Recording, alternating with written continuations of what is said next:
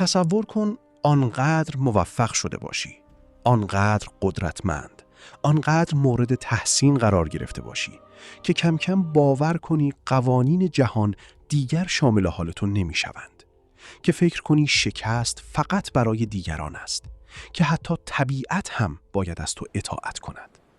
این دقیقاً همان جایی است که بسیاری از انسان‌های بزرگ سقوط می‌کنند و شاید عجیب‌ترین نمونه آن در تاریخ ایران باستان رخ داد. داستان پادشاهی که آنقدر قدرت داشت که بزرگترین ارتش جهان را فرماندهی می‌کرد، اما روزی رسید که به سربازانش دستور داد دریا را شلاق بزنند. امروز در راز و روان می‌خواهیم وارد ذهن خشایارشاه شویم و ببینیم چگونه موفقیت می‌تواند به خطرناکترین دشمن انسان تبدیل شود. خشایارشاه در موقعیتی متولد شد که بسیاری آرزویش را دارند.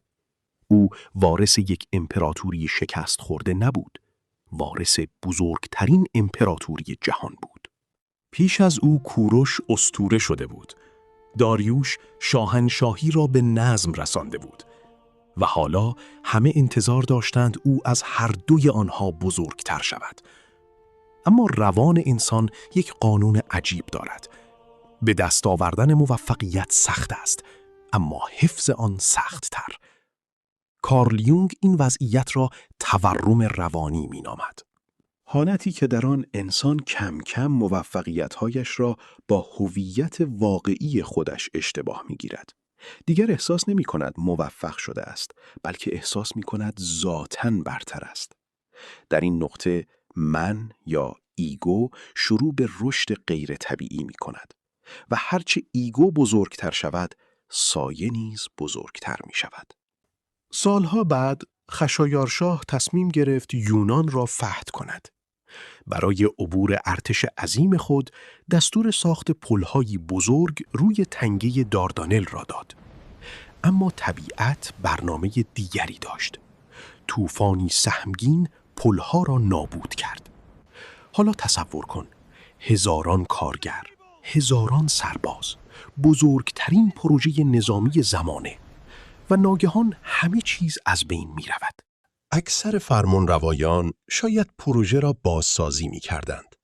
اما خشایارشاه تصمیم گرفت با خود طبیعت وارد جنگ شود.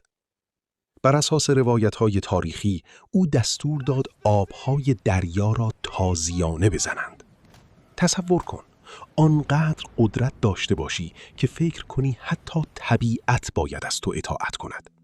آنقدر در تصویر خودت غرق شوی که نتوانی بپذیری جهان قوانینی فراتر از اراده تو دارد. خشایارشاه دقیقاً به همین نقطه رسیده بود. هرچند این روایت بیشتر از سوی مورخان یونانی نقل شده و شاید کمی پیازداغش زیاد شده باشد، اما از نگاه روانشناسی یونگ حتی وجود چنین افسانه‌ای تجسم کامل پادشاه خودکامه است. پادشاهی که دیگر پاسدار نظم نیست، بلکه تصور می کند خود نظم است و این آغاز سقوط است. در سنت ایرانی مفهومی وجود دارد به نام فر، نیروی مقدس که به پادشاه مشروعیت، شکوه و خرد می بخشد. اما یک نکته مهم وجود دارد. فر متعلق به هیچ فردی نیست. فر مهمان است و هر زمان که غرور جای خرد را بگیرد از صاحب خود دور می شود. در اسطوره‌های ایرانی بارها تکرار شده که فر از پادشاهان متکبر می گریزد. از دیدگاه روانشناسی این مفهوم شباهت عجیبی به چیزی دارد که یونگ یک پارچگی روان می نامد.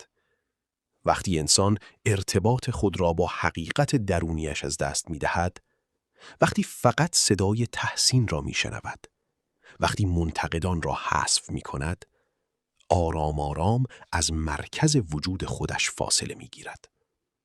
خشایارشاه هنوز قدرتمند بود، هنوز ثروتمند بود، اما ممکن است مهمترین چیز را از دست داده باشد: ارتباط با خرد درونی.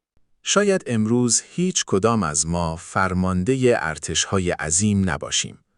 اما همه ما نسخه‌های کوچکتری از همین داستان را زندگی می‌کنیم. گاهی بعد از موفقیت شغلی، گاهی بعد از شهرت، گاهی بعد از پول، گاهی حتی بعد از چند پیروزی کوچک. کم کم تصور می‌کنیم اشتباه نمی‌کنیم و درست در همان لحظه خطر آغاز می‌شود. خشایارشاه جهان را به لرزه درآورد، اما در نهایت بزرگترین نبرد او با یونان نبود، با دریا هم نبود، با ذهن خودش بود. شاید خطرناکترین دشمن هر انسان نه در روزهای شکست، بلکه در روزهای پیروزی منتظر او باشد.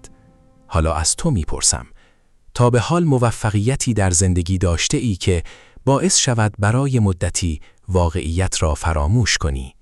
اگه این سفر تاریخی روانشناختی رو دوست داشتی، ویدئو رو لایک کن و کانال راز و روان را سابسکرایب کن. تا ویدئوی بعد، مهر یارتان و فر ایزدی نگهدارتان. بدرود.